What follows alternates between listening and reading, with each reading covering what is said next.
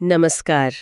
आज हम पैसे को लेकर हमारी सोच और व्यवहार पर थोड़ी बात करेंगे, खास तौर पर धन मनोविज्ञान किताब से मिले कुछ विचारों के आधार पर। अक्सर हमें लगता है कि भाई पैसा कमाना ये तो बस नंबरों का खेल है, गणित है, होशियारी है। पर ये किताब कुछ और कहती है। ये बताती कि हमारी भावनाएं, हमारा नजरिया वो शायद ज्यादा मायने रखता है। और एक दिलचस्प बात ये भी कि पैसा कमाना एक चीज है और उसे संभाल कर रखना वो बिल्कुल दूसरी। हाँ, ये समझना बहुत जरूरी है, क्योंकि पैसों से जुड़े हमारे जो फैसले होते हैं ना, वो कभी भी पूरी तरह से लॉजिकल नहीं होते हैं। उनमें हमारा डर होता है, हमारी उम्मीदें होती हैं, हमारे अपने अनुभव, वो सब मिले जुले होते हैं। तो असल में पैसे के पीछे का जो मनोविज्ञान है ना, उसको समझना शायद फाइनेंस समझने से भी ज्यादा जरूरी हो। हाँ, आज हम इन्हीं स्रोतों से निकले कुछ मुख्य विचारों पर थोड़ी गहराई से बात करेंगे। अच्छा, तो पहली बात जो मुझे काफी दिलचस्प लगी वो ये कि हर किसी का पैसे को देखने का तरीका एकदम अलग होता है। ये उनके अपने अनुभवों से बनता है। जैसे किताब में एक उदाहरण है कि मान लीजिए कोई 1950 के दशक में अमेरिका में जन्मा, तो उसने शेयर बाजार को बढ़ते देखा होगा, तो शायद उसका भरोसा ज्यादा हो। हाँ। लेकिन जिसने मान लीजिए 2008 की मंदी करीब से देखी है, वो शायद निवेश करने से डरेगा। तो इसका मतलब ये हुआ कि हमारी जो आर्थिक सोच है वो हमारी परिस्थितियों की ही देन है। हाँ, बिल्कुल। काफी हद तक तो यही बात है। और देखिए, इसका एक नतीजा ये निकलता है कि किसी और की सफलता की कहानी को बस आंख बंद करके कॉपी कर लेना वो खतरनाक हो सकता है, क्योंकि उनका समय, उनके हालात, वो सब अलग थे। सही बात है। और इसी से जुड़ा एक और विचार है किस्मत का रोल। जैसे बिल गेट्स का उदाहरण अक्सर दिया जाता है। उनके स्कूल में कंप्यूटर लैब थी, जो उस जमाने में बहुत ही बड़ी रेयर बात थी। अगर वो ना होता तो क्या होता, कौन जानता है। तो ये हमें सिखाता है कि भाई अपनी सफलता पर बहुत ज्यादा अहंकार ना करें और दूसरों की असफलता को सिर्फ उनकी नाकामी न समझें। हालात और किस्मत ये भी बहुत बड़ी भूमिका निभाते हैं। ये तो बहुत गहरी बात है। अच्छा, एक और बड़ा ही चौंकाने वाला विचार है इसमें, वो कभी भी काफी नहीं वाली सोच। किताब में बर्नी मैडॉफ जैसे लोगों का जिक्र है। सोचिए, उनके पास सब कुछ था, पैसा, इज्जत, रुतबा। जी। फिर भी और ज्यादा कमाने के लालच में उन्होंने इतना बड़ा फ्रॉड किया, सब कुछ दांव पर लगा दिया। ऐसा क्यों होता है कि कुछ लोगों के लिए बस बहुत हो गया, जैसा कोई लेवल ही नहीं आता? हाँ, ये असल में संतुष्टि और खुशी से जुड़ा सवाल है मेरे ख्याल से। अगर हमने अपने लिए कोई गोल पोस्ट, कोई सीमा तय नहीं की कि भाई मेरे लिए कितना काफी है, तो फिर तो ये दौड़ कभी खत्म ही नहीं होगी। दौलत की कोई ऊपरी सीमा तो है नहीं। सही है। ये एक ऐसा गोल पोस्ट है जिसे हम खुद ही आगे खिसकाते रहते हैं, और जो इस चक्कर में फंस जाता है वो शायद अरबों कमाकर भी अंदर से खुद को गरीब ही महसूस करे, क्योंकि हमेशा कोई ना कोई उससे ज्यादा अमीर दिखेगा ही। तो इसका हल क्या है? खुद से पूछना कि ये पैसा चाहिए किस लिए। हाँ, बिल्कुल। और क्या वो लक्ष्य हासिल हो गया है, ये जानना जरूरी है। अच्छा, और शायद इसी से जुड़ा है अगला विचार, संयम और समय की ताकत, कंपाउंडिंग जिसे कहते हैं। वॉरेन बफे का जिक्र फिर आता है। उनकी लगभग सारी दौलत, शायद 99%, 50 साल की उम्र के बाद बनी। ये तो कमाल है। जी हाँ। इसका क्या मतलब निकालें? क्या पैसा कमाने के लिए बस इंतजार करना पड़ता है? इंतजार और टिके रहना, इसे ही कंपाउंडिंग का जादू कहते हैं। मतलब जब आपका मुनाफा जो है वो खुद भी मुनाफा कमाने लगे। और इसमें वक्त लगता है। ये कोई रात भर की स्कीम नहीं है। हाँ। इसके लिए लंबा टिके रहना पड़ता है। जैसे बफे ने दशकों तक अपने निवेश को होल्ड किया। ये दिखाता है कि जो असाधारण नतीजे होते हैं ना, वो अक्सर बहुत साधारण कामों को लंबे समय तक बिना रोके करने से मिलते हैं। तो धैर्य शायद सबसे बड़ा आर्थिक गुण है ना? बिल्कुल। लेकिन सिर्फ धैर्य से पैसा बन तो जाएगा, पर क्या वो टिका रहेगा? यहाँ पर शायद वो आखिरी अहम बात आती है कि पैसा कमाना और उसे बनाए रखना, ये दो अलग अलग हुनर हैं। बिल्कुल सही कहा आपने। ये दो बिल्कुल अलग कलाएं हैं। पैसा कमाने के लिए शायद आपको थोड़ा आशावादी होना पड़े, थोड़ा जोखिम लेना पड़े, लेकिन जो पैसा कमा लिया है उसे बचाने के लिए, उसे टिकाए रखने के लिए सोच थोड़ी उल्टी चाहिए। उल्टी मतलब? मतलब थोड़ा निराशावादी होना पड़ता है। सोचना पड़ता है कि भाई क्या गलत हो सकता है, कहाँ रिस्क है। इसके लिए विनम्रता चाहिए। ये समझना कि जो चीज आपको पैसा बनाकर दे सकती है, वही चीज उसे छीन भी सकती है। बाजार है, किस्मत है। तो होशियारी तो चाहिए, पर उसके साथ थोड़ी सावधानी भी, और ये एहसास कि किस्मत कभी भी पलट सकती है। लालच से बचते हुए बस मैदान में टिके रहना, यही असली कला है। तो कुल मिलाके हमने देखा कि पैसा सिर्फ नंबर, या गणित नहीं है। ये हमारी भावनाओं, हमारे मनोविज्ञान, हमारे निजी अनुभवों का एक जटिल मिश्रण है। हर किसी का सच अलग होता है, इसमें किस्मत का भी हाथ होता है, और ये जानना बहुत जरूरी है कि मेरे लिए कितना काफी है, वो सीमा तय करना। जी। धैर्य का फल मिलता है, और पैसा कमाने के साथ साथ उसे संभालना, सहेजना भी सीखना पड़ता है। बिल्कुल। एक बड़ी हैरान करने वाली बात जो किताब में है वो ये कि जिंदगी के बड़े नतीजे, चाहे वो पैसे से जुड़े हों या करियर से, हाँ। वो अक्सर मुट्ठी भर घटनाओं या फैसलों से तय होते हैं। इन्हें टेल इवेंट्स कहा गया है। अच्छा, टेल इवेंट्स मतलब सोचिए, जैसे कोई एक्टर है, सैकड़ों ऑडिशंस देता है, छोटे मोटे रोल करता है जी, पर अक्सर एक ही हिट फिल्म होती है जो पूरी कहानी बदल देती है ना? वित्तीय दुनिया में भी ऐसा ही कुछ होता है। बिल्कुल। और ये जो बड़े मौके होते हैं, जैसे कोई एक इन्वेस्टमेंट बहुत ज्यादा चल गया, वही ज्यादातर मुनाफा लाते हैं। ओह, किताब में जैसे Amazon या Google का जिक्र है, उनकी जो जबरदस्त सफलता है वो उनके कुछ गिने चुने बड़े दावों पर टिकी है, जबकि उनके ढेरों प्रोजेक्ट्स नाकाम भी हुए हैं। हाँ, ये तो होता है। तो इसका मतलब ये नहीं कि बाकी कोशिशें बेकार हैं, बल्कि ये कि कुछ ही कोशिशें वो असाधारण नतीजे देती हैं। ये हमें सिखाता है कि भाई जोखिम लेना और असफलताओं को झेलना ये खेल का हिस्सा है। वाह, ये तो मतलब सफलता कोई सीधी लकीर नहीं है। पर ये जो असाधारण नतीजे हैं या जो रिटर्न मिलते हैं, इनकी कोई कीमत भी होती है या पैसा बस यूं ही बन जाता है? नहीं, यहीं पर किताब का एक और अहम विचार आता है। पैसा मुफ्त में नहीं बनता। बिल्कुल नहीं। अच्छा, खास तौर पर शेयर बाजार जैसी जगहों पर निवेश करने की एक कीमत है, और वो कीमत सिर्फ पैसा नहीं है, वो है डर, शक, पछतावा और अनिश्चितता को झेलना।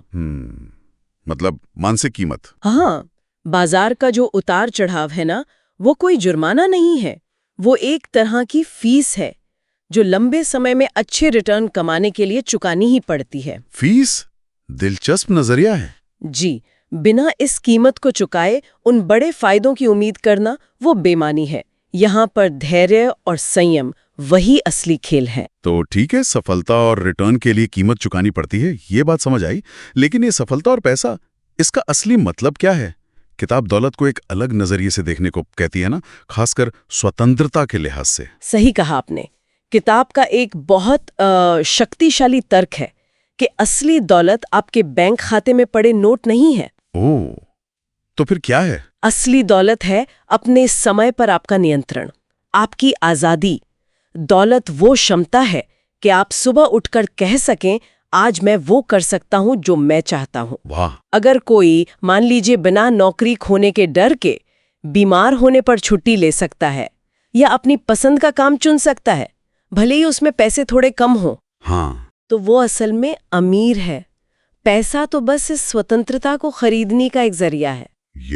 ये तो सोचने का बिल्कुल नया तरीका है। मतलब असली अमीरी शायद वो नहीं जो दिखती है, जैसे वो महंगी कारें या बड़े बड़े घर। बिल्कुल, और यहीं हम किताब के एक और अहम सबक पर आते हैं। सच्ची दौलत वो है जो दिखाई नहीं देती। दिखाई नहीं देती? कैसे? लोग अक्सर अमीरी को खर्च करने से जोड़ते हैं। महंगी गाड़ी ले ली, डिजाइनर कपड़े पहन लिए। हाँ, ये तो आम बात है। लेकिन लेखक हमें याद दिलाते हैं कि ये सिर्फ खर्च किया हुआ पैसा है, दौलत नहीं। असली दौलत वो पैसा है जिसे आपने खर्च नहीं किया। अच्छा, जो बचाया है? हाँ, वो पैसा जो बचत के रूप में है, निवेश में लगा है या इमरजेंसी फंड में पड़ा है, जो आपको विकल्प देता है, सुरक्षा देता है। दौलत बनाने का सीधा रास्ता है अपनी कमाई से कम खर्च करो और बाकी को बचाओ। ये जो दिखावा करने की इच्छा होती है ना, वो अक्सर दौलत बनाने की राह में सबसे बड़ा रोड़ा बनती है। समझ गया। तो कुल मिलाकर इन विचारों से कुछ बड़े सबक मिलते हैं। पहला, कि बड़ी सफलता अक्सर कुछ ही पलों या फैसलों का नतीजा होती है, तो कोशिश करते रहना और जोखिम के लिए तैयार रहना जरूरी है। जी बिल्कुल। दूसरा, सच्ची दौलत का मतलब है अपने समय और अपने फैसलों पर नियंत्रण पाना, मतलब आजादी। सही। तीसरा, हर वित्तीय लाभ की एक अदृश्य कीमत होती है, डर, अनिश्चितता और वो धैर्य। हाँ, वो फीस जो चुकानी पड़ती है। और चौथा, कि असली अमीरी दिखाने में नहीं बल्कि बचाने और निवेश करने में, उस पैसे में जो दिखता नहीं। और यहीं से एक गहरा सवाल उठता है जिस पर शायद हमें सोचना चाहिए क्या? कि हमारा समाज पैसे के दिखावे को इतना बढ़ावा क्यों देता है, और ये हमारी अपनी बचत और खर्च करने की आदतों पर कैसे असर डालती है। शायद इस पर सोचने से हम अपनी वित्तीय जिंदगी को और बेहतर दिशा दे सकते हैं। कि हम अक्सर सोचते हैं कि हम भविष्य में भी वैसे ही रहेंगे जैसे आज हैं। हाँ, ये एक आम सोच है। पर किताब कहती है ऐसा होता नहीं है। मतलब 10 साल पहले जो चीजें हमें बहुत जरूरी लगती थी, आज शायद उतनी अहमियत नहीं रखती हैं। सही। और आज जिसके लिए हम जी जान लगा रहे हैं, क्या पता आने वाले 10 सालों में वो हमारे लिए मतलब उतना मायने ही ना रखे। ये बात थोड़ी बेचैन करने वाली है ना? हाँ, है तो। और ये हमें एक जरूरी सबक भी सिखाती है कि हमें बहुत लंबी, एकदम पत्थर की लकीर जैसी योजनाओं से शायद बचना चाहिए। अच्छा, मतलब एकदम पक्की प्लानिंग ना करें। हाँ, मेरा मतलब है कि जिंदगी बदलती है, हम बदलते हैं, हमारी जरूरतें बदलती हैं, तो वित्तीय योजनाओं में थोड़ी नरमी, थोड़ा लचीलापन होना चाहिए। भविष्य का सटीक अंदाजा तो कोई नहीं लगा सकता, है ना? तो बेहतर है कि हम बदलाव के लिए तैयार रहें, बजाय इसके कि किसी एक रास्ते पर बिल्कुल अड़ जाएं। ये बात तो सही है, लचीलापन रखना। अच्छा, तो अगर भविष्य अनिश्चित है और जरूरतें बदल सकती हैं, तो फिर सवाल उठता है कि हम करें क्या? यहीं पर बचत का विचार सामने आता है और किताब इसे बड़े अनोखे ढंग से पेश करती है। हाँ, ये काफी अलग नजरिया है। कहती है कि बात ज्यादा कमाने की नहीं है, बल्कि बचत करने की क्षमता की है। कोई कितना भी कमा ले, मतलब लाखों में भी, अगर खर्च पर लगाम नहीं तो अमीर बनना मुश्किल है। बिल्कुल सही कहा। और ये सिर्फ पैसे बचाने की बात नहीं है, लेखक इसे एक तरह से भविष्य की आजादी खरीदना कहते हैं। आजादी खरीदना, ये कैसे? यूँ समझिए, हर महीने जो आप बचाते हैं वो सिर्फ बैंक बैलेंस नहीं बढ़ा रहा, वो आपको भविष्य में विकल्प दे रहा है। विकल्प?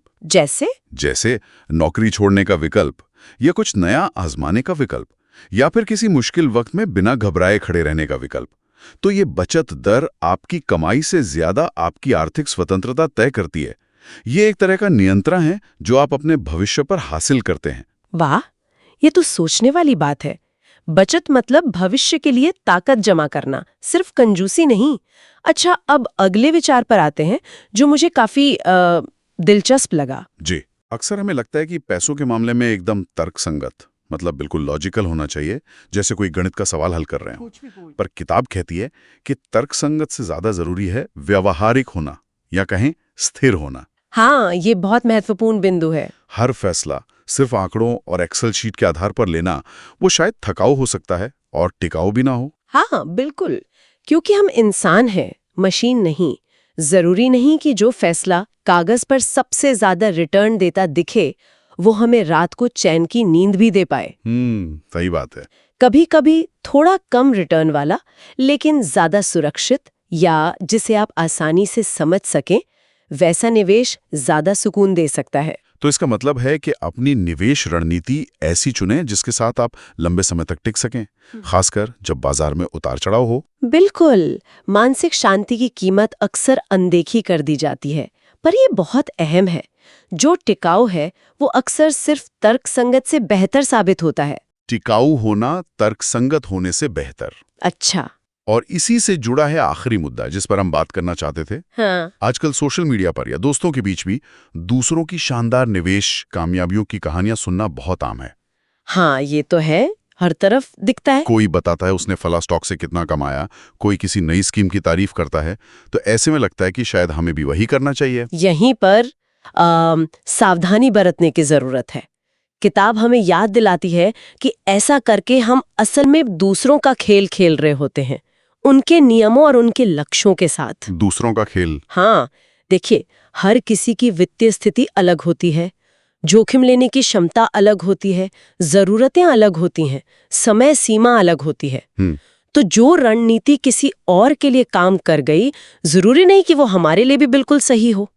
दूसरों की सफलता देखकर प्रेरित होना ठीक है, पर आंख बंद करके उनकी नकल करना वो खतरनाक हो सकता है। हाँ, ये बात तो समझने वाली है। अपने फैसले अपनी परिस्थितियों और लक्ष्यों के हिसाब से ही लेने चाहिए। बिल्कुल, यही समझदारी है। तो इन सारी बातों का निचोड़ क्या निकलता है? ऐसा लगता है कि पैसा कमाना तो चलो एक हिस्सा है, लेकिन पैसे को समझना और उससे भी ज्यादा खुद को समझना, अपनी आदतों को, अपनी भावनाओं को, अपनी सोच को शायद ज्यादा जरूरी है। बिल्कुल सही कहा। द साइकोलॉजी ऑफ मनी का सार यही है मेरे हिसाब से। पैसे का खेल नंबरों से कम और इंसानी दिमाग और व्यवहार से ज्यादा जुड़ा है। ये हमें सिखाती है कि वित्तीय सफलता अक्सर इस बात पर निर्भर नहीं करती है कि हम कितना जानते हैं, बल्कि इस पर कि हम कैसा व्यवहार करते हैं। व्यवहार पर। हाँ, शायद सबसे बड़ा सबक यही है। सोच सीधी रखो, जरूरतें सीमित रखो और धीरे धीरे लगातार आगे बढ़ते रहो। सीधा सोचो, सादा जियो और धीरे धीरे अमीर बनो।